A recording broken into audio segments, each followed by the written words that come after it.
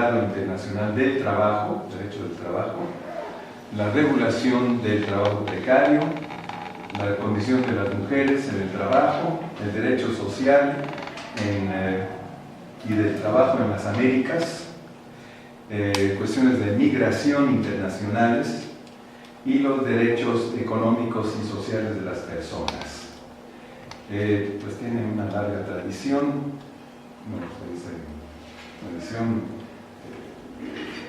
trayectoria en una serie de instituciones.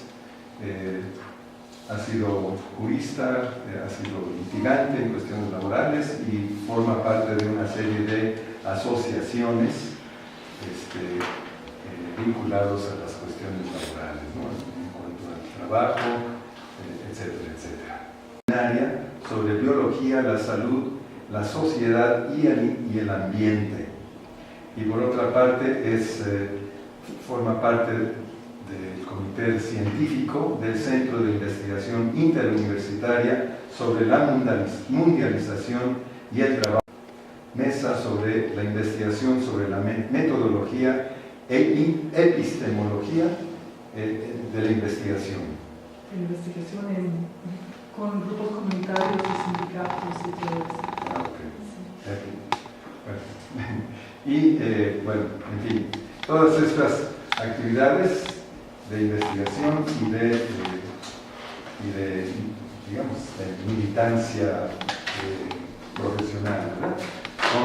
Con grupos universitarios, con grupos laborales, con sindicatos, con trabajadores directamente, migrantes, mujeres, etc. Básicamente en Canadá. Además de eso, forma parte de la Asociación Internacional. A mí me gustaría, bueno, vamos a hablar un poquito. Primera cosa, casi no es mi tercer idioma, entonces tengo que tener un poco de paciencia y a veces voy a quizás buscar unas palabras, pero voy a hacer lo posible. A mí me gustaría saber muy rápidamente quiénes son ustedes. ¿De qué disciplina están? ¿En qué disciplina están? ¿Empezamos ahí? Yo soy estudiante de psicología, siendo técnico. ¿Cómo se llama su nombre? No necesito los apellidos. Es que para decir algo más de qué es el quinto trimestre, ¿cuál es el nombre? ¿No? ¿Está terminado? No.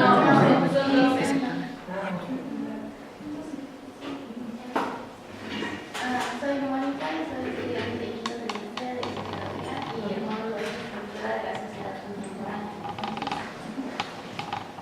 Igual estoy en sociología en el quinto trimestre. Mi puerta de entrada a todo eso, claro, es el derecho. Entonces, voy a tener unas estadísticas. Bueno, tenemos un demógrafo, entonces, pero tienen que ser realmente conmigo porque no soy experta de estadísticas. Seguramente ustedes lo son más que yo. Entonces, lo que propongo es darles unas estadísticas sobre el mercado laboral. Lo que me pidieron es hacer una presentación general de la situación laboral en Canadá, porque no conocen, pero lo que quiero de ustedes es que examinemos sobre diferencias aquí también a nivel conceptual. Yo veo que son varios que están trabajando la temática del trabajo precario. Bueno, y hay toda la cuestión también del trabajo informal. No es un vocabulario que utilizamos en Canadá. O el trabajo informal va a ser el trabajo no declarado clandestino. Entonces, por ejemplo, en el este del país hay mucha pesca, mucho sector público, muy poca manufacturera, hay madera. En Ontario, muchas manufacturas. En el Alberta, mucho petróleo, están teniendo unos problemas ahora con la bajada del precio del petróleo. Entonces, y también cada provincia tiene su propia legislación y realidad del trabajo. Entonces, hay similitudes, claro. pero el enfoque a nivel de las estadísticas es más bien sobre Quebec. Pero le da una idea de lo que está pasando en Canadá. Y eran las estadísticas más completas y más abiertas que encontré en pocos días. Bueno, solo para que tengan una idea, en 2012, 68% de las mujeres participan en la fuerza laboral y 76% de los hombres. Entonces, la tasa de participación femenina es bastante alta, ¿no? En Canadá. Y solo está bajando a casi 20%. Entonces, hubo un cambio importante, sobre todo en el sur de Ontario y en Quebec. Y los empleos manufactureros están yendo a otros países. También una otra característica, y eso es verdad en todo Canadá, pero las estadísticas son para Quebec, es la repartición de las industrias en el sector de los servicios. El sector público es muy importante como fuente de empleos en Canadá y en Quebec. Entonces,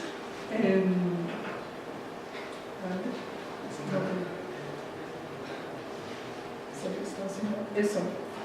Sí, perdón, eso es salud y... No, perdón, es que no lo veo. Los colores.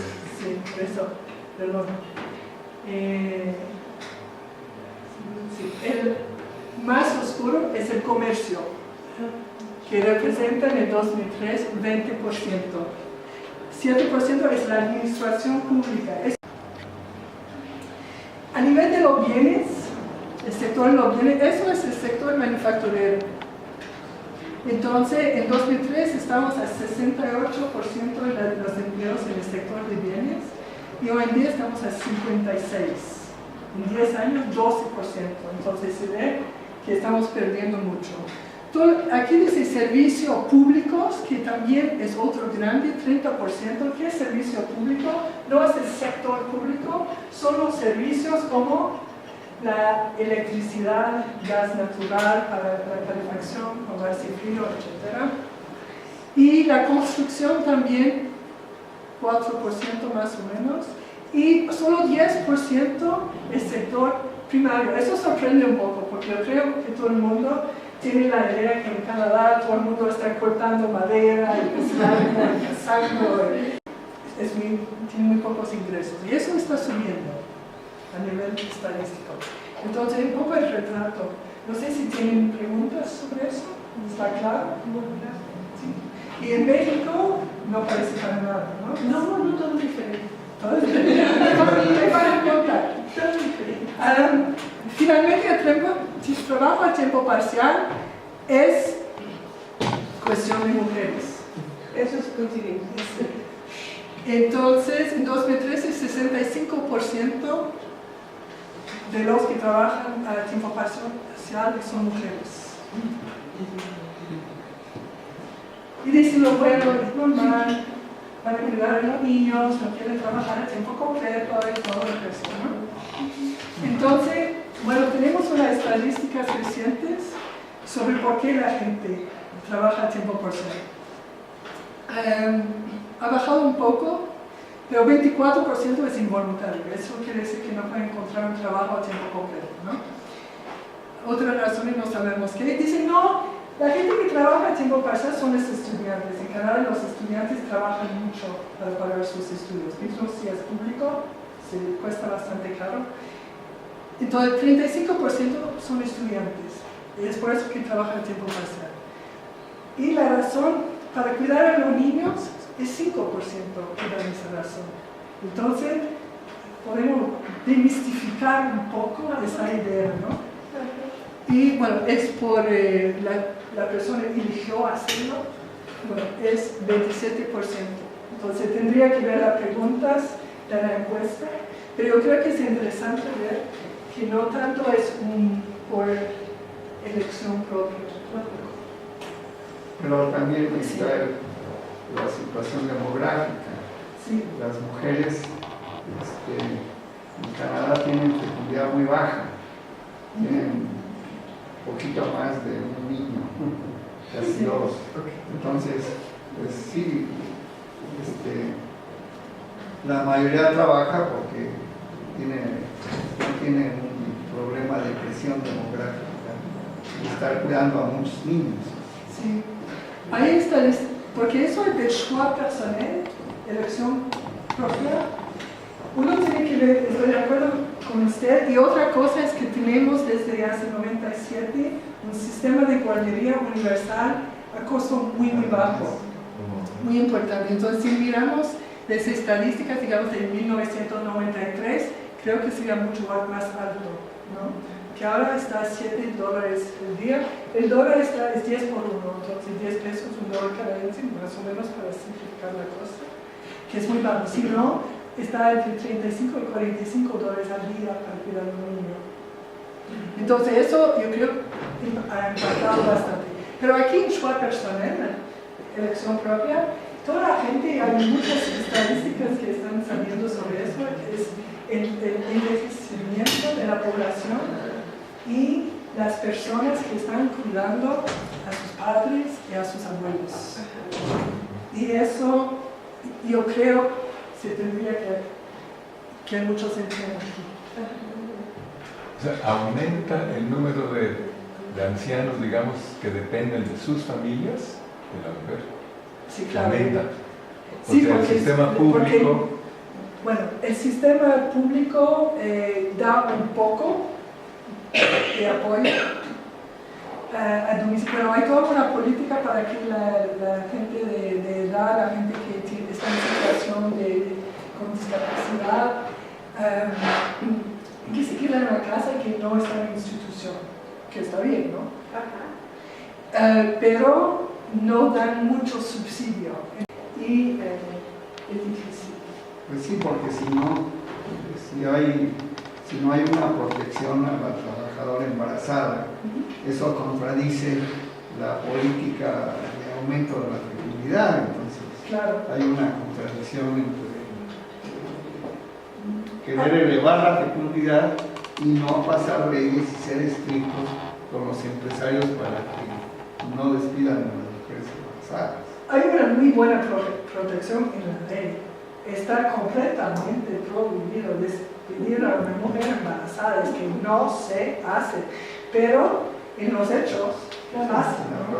¿Hay una estadística de cuántas mujeres embarazadas se despiden?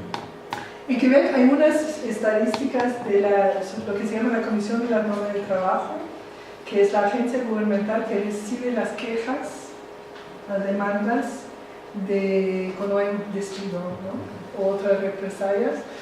Y es el segundo.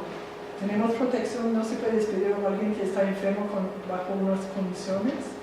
Y después hay embarazo. Entonces, sorprende, no son miles y miles y miles cada año, pero esas son las mujeres que hicieron una demanda.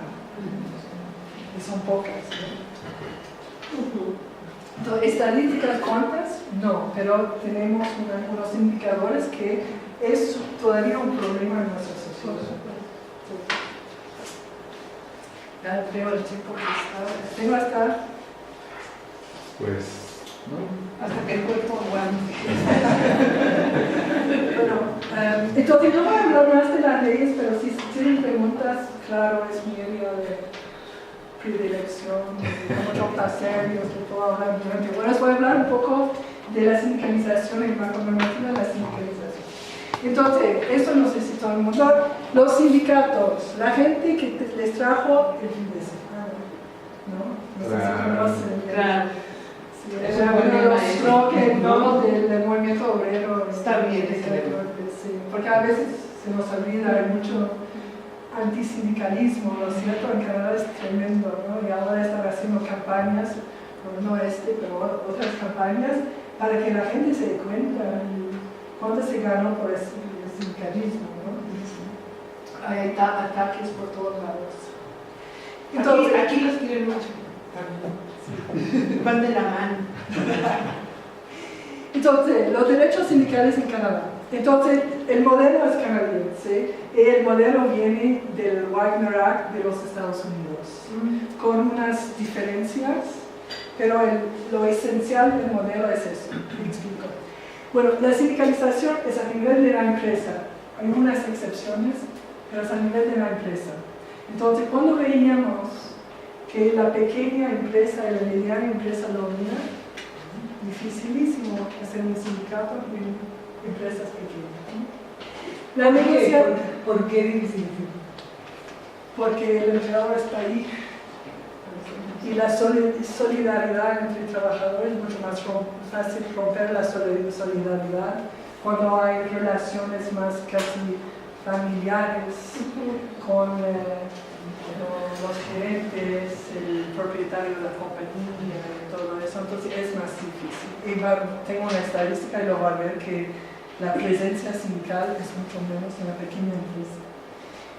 La negociación colectiva es muy descentralizada. En la negociación colectiva sectorial no hay mucho.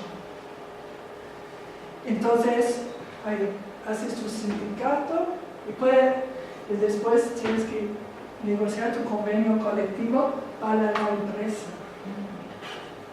Difícil también. Tenemos también lo que se llama el monopolio de representación del sindicato. Entonces, no tenemos el open shop.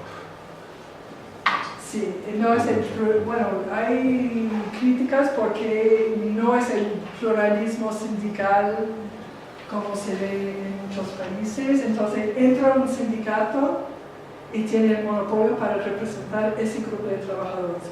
Puedes tener dos sindicatos en una empresa, pero va a ser para grupos de trabajadores distintos. O sea, va a tener un sindicato, digamos, para los trabajadores de la producción y otro sindicato para la gente que trabaja en la oficina. Okay. Entonces, y del momento el sindicato está ahí, primero, otro sindicato no puede entrar solo durante un periodo especial durante la negociación, en la vida del convenio colectivo, pero es un periodo muy definido. Si no, no puedes cambiar de sindicato. Tienes que esperar. Es complicado. Tiene que haber nueva organización, campaña de organización sindical, firmar. Nosotros tenemos sistema en Quebec, no es cierto en todas las provincias, de firma de tarjetas de adhesión al sindicato. Es chino lo que digo, ¿no? Es que un grupo de trabajadores quiere formar un sindicato de una empresa. Y dice, bueno, vamos a formar el sindicato de las trabajadoras de producción, de la pesca en la empresa X. Y bueno, van y no van a hacerlo en el lugar de trabajo, entonces ya se llaman Facebook. Y bueno, Facebook es un poco peligroso eso, sí, ¿no? Facebook. Y entonces están organizando su sindicato y tienes la mayoría, 50% más uno, que firman tarjeta, dicen yo quiero ser miembro del sindicato. Los organizadores van al Ministerio de Trabajo, lo dicen y el sindicato existe. No tiene que haber voto. Es eso que es importante, ¿no? En varias provincias están cambiando eso o no lo tienen. Es mucho más difícil cuando se tiene que tener un voto. ¿Por qué? Porque el empleador, antes del día del voto, bueno, no necesitamos un bueno, pero trabaja muy bien.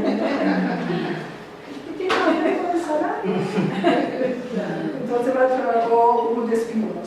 Entonces, ese sistema de adhesión por firma de carta, de tarjeta, es interesante en ese contexto, ¿no? ¿Cuánto es el mínimo de trabajadores para hacer 50% más uno de los trabajadores del grupo definido. No, pero ¿cuántos No tenemos individuos mínimo. ¿No hay mínimo? Una persona puede formar su sindicato? sí. Me lleva el próximo punto. Bueno, solo voy a llegar a esto, pero el monopolio de representación del sindicato quiere decir también el grupo de No sé. ¿Cuántos miembros puede el grupo definir? ¿Cuántos miembros pueden ser? Pues es dos. Ah, bueno, podemos tomar. Pero con el monopolio de representación también tiene la obligación del sindicato de representar a sus miembros. Y mismo la gente que no quiere el sindicato, que tiene que cotizar. Es algo particular, ¿no? Tiene que cotizar si no Quieras tiene o no quieres. Claro, pero tiene derecho a servicios, representación legal y todo el resto, ¿no? Al fin de semana, sobre todo. Exclusión de la ley y en los hechos hay exclusiones de la ley. Tenemos uno que lo voy a mencionar porque en nuestro gobierno de austeridad acaba de impulsar una ley que fue adoptada que tiene por finalidad excluir a los trabajadores agrícolas de la sindicalización. Había un artículo en el Código de Trabajo, la ley que rige la sindicalización de la negociación colectiva, que fue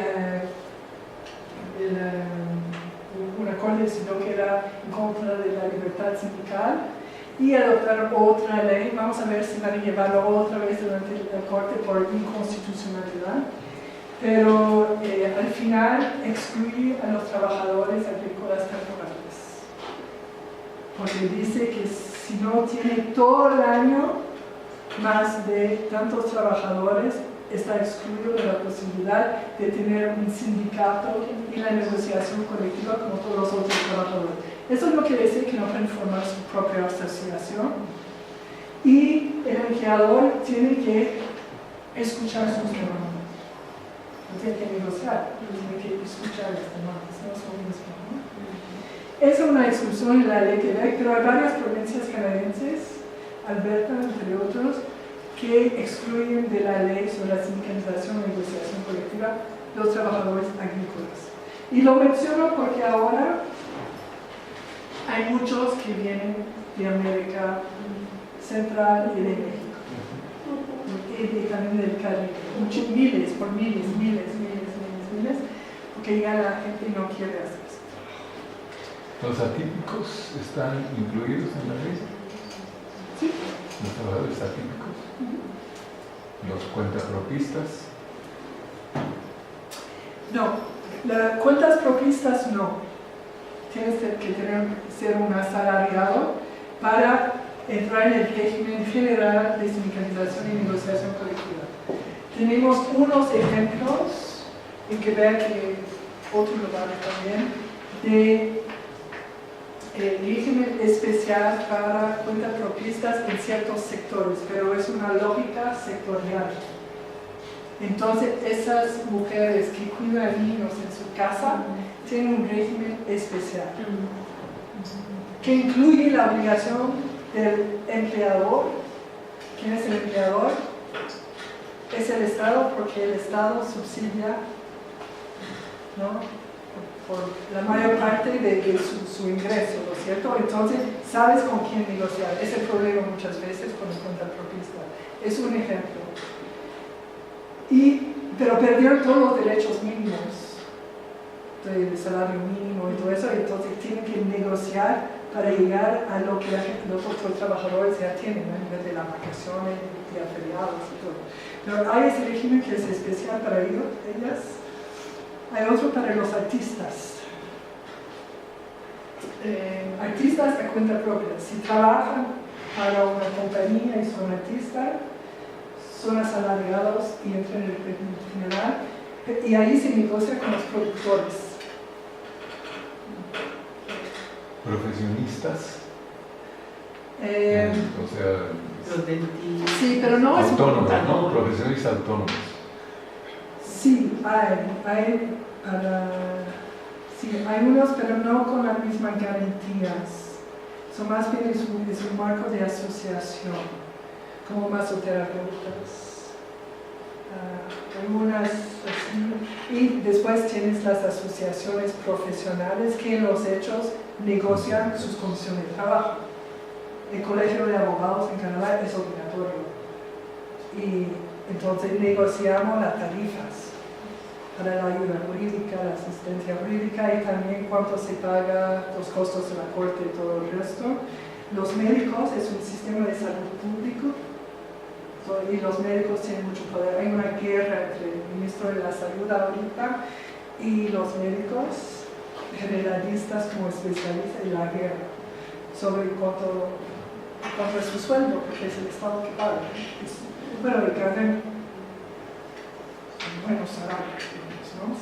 Porque la competencia es con los Estados Unidos, con el sistema privado, donde los sueldos de los médicos son muy altos. Y hay muchos, es la misma capacitación, formación, entonces hay muchos que van a los Estados Unidos, ¿no?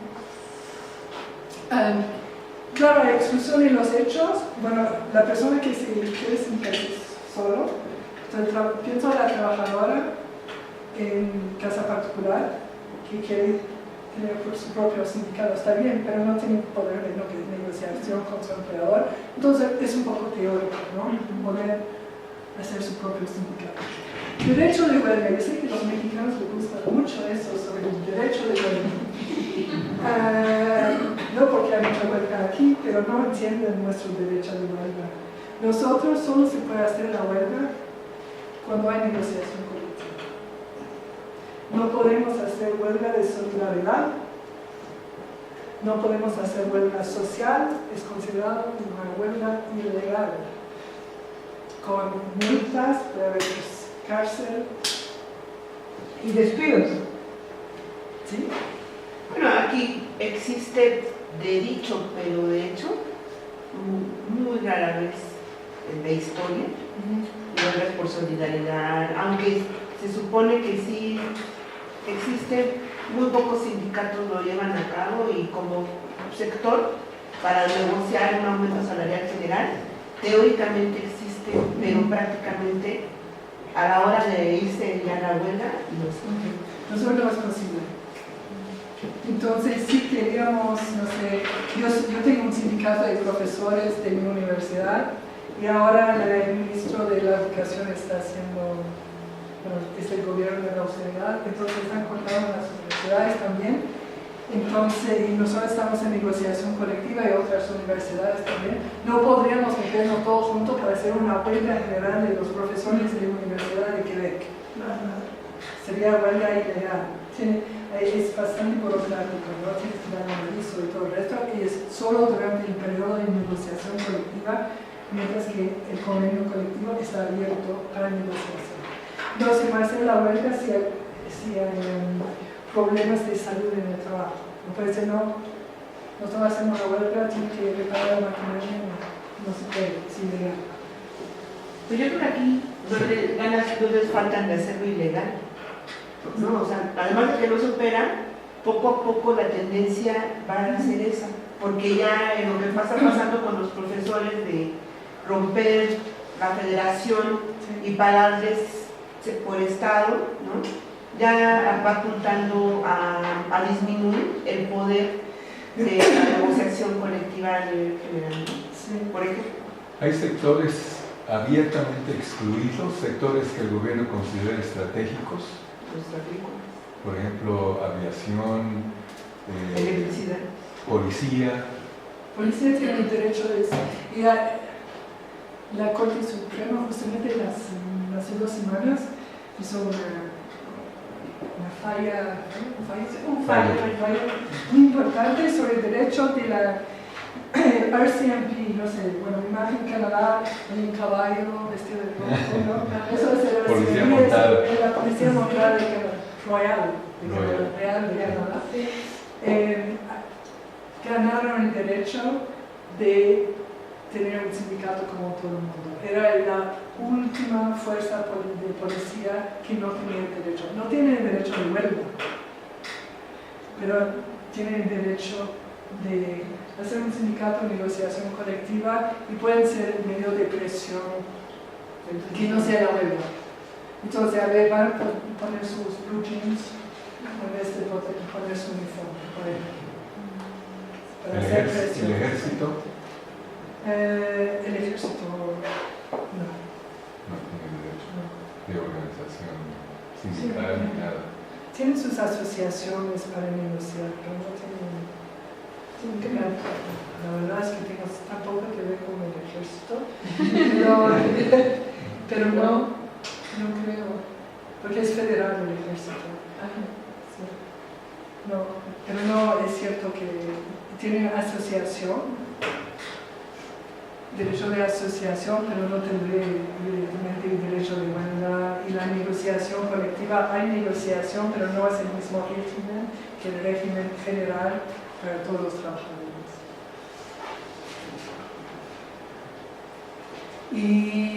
Pero tenemos los servicios dichos esenciales, ¿no? Entonces, como la salud tiene que haber tantas enfermeras, médicos, etcétera.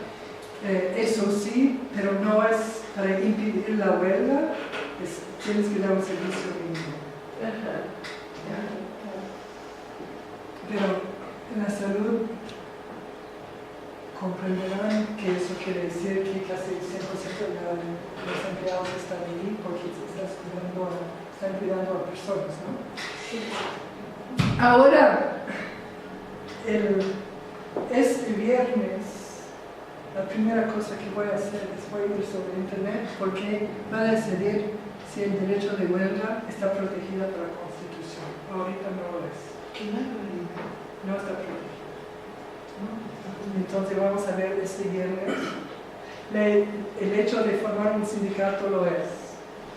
Los elementos básicos de la negociación colectiva, debe haber un marco de negociación colectiva, el empleador debe negociar, pero el contenido de la negociación colectiva no está protegida, pero el derecho de huelga no lo es. ¿Lo perdieron o todavía apenas lo van a ganar?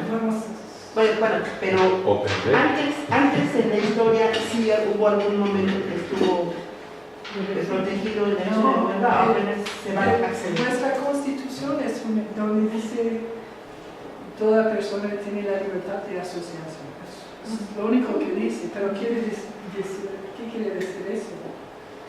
Como dice un académico jurista muy conocido en Canadá, Harry Arthurs, dice, bueno, nos dieron la posibilidad de formar un club de golf. Sí. ¿No? Entonces no son derechos sindicales. Es un paraíso eso para el capital, ¿no? Claro.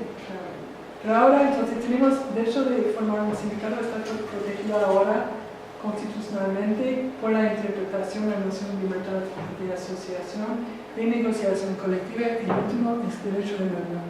El lockout, ¿saben lo que es el lockout? La huelga patronal. Es la huelga patronal. El derecho de cerrar la empresa para hacer el precio. Entonces, más o menos, eso muy rápido. ¿Para hacer el precio? ¿Cómo? Para hacer presión sobre los trabajadores. Para hacer presión. Claro, para que acepten lo que ofrecen. Eso se ve mucho en local, se utiliza mucho. ¿Está bien? La tasa de sindicalización, yo sé que es muy chico. México está aquí, 3.6%, son las estadísticas del Instituto de Estadística de Quebec que tomó las estadísticas de la OCDE. Los países de la OCDE, por lo general, ahora es un club muy diverso, ¿no? Yo encuentro, ¿no? Era más homogénico ahora, antes, pero muy menos. Está el 16, casi 17%. Canadá la tasa es bastante alta, ¿no? Si uno compara, 27%, y Quebec estamos al 34%. Lo más alto es Islanda.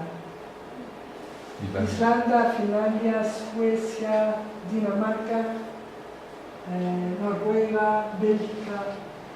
Entonces, ¿México está ahí? Sí, ahí dice. ¿Es 3? 6%. 3.6? Y bajando.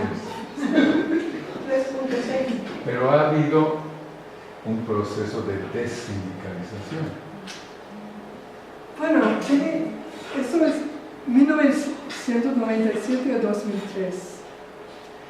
Y depende de la provincia. Eso es el este del país. Tiene que entender que hay un sector público muy fuerte ahí. Muchos cuentapropistas en la pesca y todo eso, y un sector público muy fuerte, como empleo. Mucha gente tiene un miembro de la familia que trabaja en el sector público, para el gobierno federal sobre todo, o provincial, Y es el único que tiene el seguro de salud complementario, ¿no? Que viene con el trabajo, el único que va a tener una pensión del empleador. Y los otros están trabajando un poco en el turismo, un poco pescando, un poco en la agricultura con las papas allí en el Príncipe de Eduardo. Y tienes que tener por lo menos una persona que trabaja para el gobierno, para tener una cierta estabilidad en la familia. Eso es Quebec. Entonces, en 97 estaba 41.5, bajo 2.39.5. Ontario, casi 30%, ahora 28%, bajó 2 puntos también. Ahí hubo una pérdida importante de empleos en el sector manufacturero. En Ontario es donde tienes todo el automóvil, en el sur de Ontario. En el oeste, 33% a 29%, entonces 4 puntos. Entonces sí está bajando eso en un periodo de 16 años. Todo Canadá ha bajado 2.5%. Entonces no es dramático. Yo creo que es más importante mirar en qué sectores se está perdiendo puestos sindicalizados y dónde se está ganando. Porque lo que está pasando también es que hay el empleo en el sector de la salud y de la asistencia social está aumentando. Y la tasa de sindicalización es mucho más alta en ese sector, por ejemplo.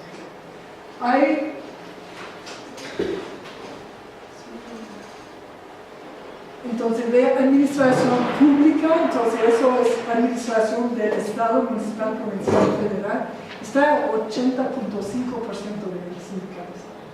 Es altísimo, ¿no? Y los gerentes no pueden tener sindicato. Están excluidos del régimen. Pueden tener una asociación, pero no pueden tener un sindicato. Enseñanza, casi 76%.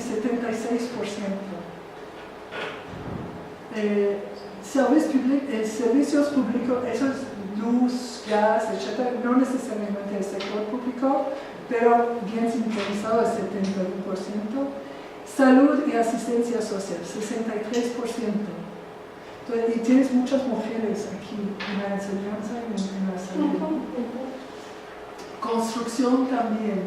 Eso es para Quebec, no es para las otras provincias. Construcción también, alta tasa de sindicalización, 56%. Pero cuando llegas a manufacturera, 37%.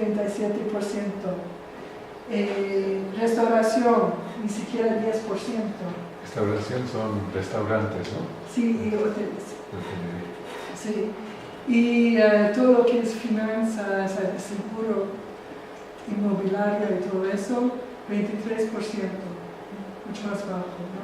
Y eso es sobre todo por el hecho que hay un sistema de cajas de crédito en Quebec que no son bancos, que tienen muchos sindicatos. Entonces, por eso no se ve mucho más bajo. Entonces, varía mucho de un sector a otro, ¿no? Entonces, ¿ha bajado de manera dramática? No, pero la composición ha cambiado. Y cuando me estaba preguntando,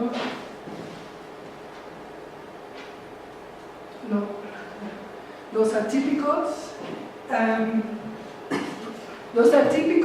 normalmente van a ser parte del sindicato, pero a veces para tener derechos diferentes comparado al modelo, el tiempo completo, etc. Primeramente, eso es una cuestión de mucho debate en Canadá.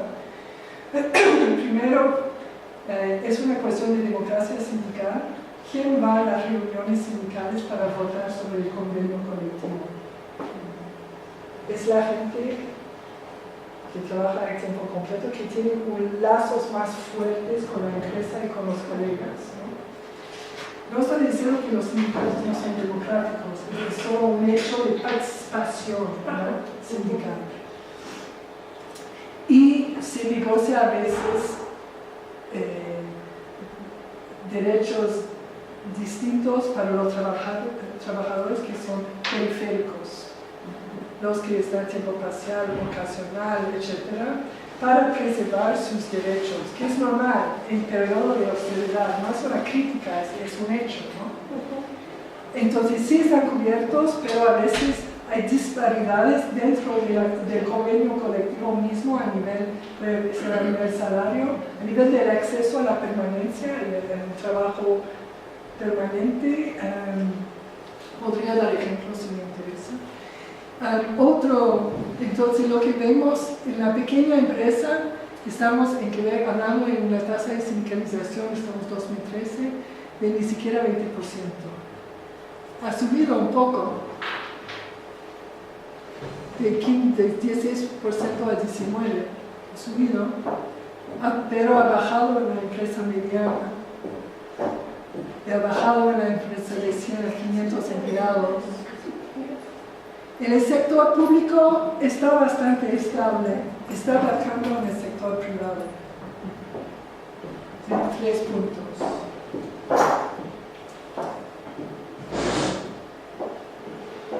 Pero con una política de austeridad que cuesta mucho al Estado, los salarios. Entonces, yo creo que eso va a probablemente cambiar un poco, porque aquí a nivel federal ya echaron a 20.000. Hay unos que tuvieron que postular para un nuevo contrato y perdieron todos sus derechos, hay otros que son cuentapropistas para el gobierno, hay otros que pueden hacer otro trabajo, pero están cortando al personal, entonces eso a lo mejor va a cambiar un poco. Y también, claro, hay la cuestión de la privatización. Aquí los 20.000 más o menos eran los del desmiento. 40.000 desempleados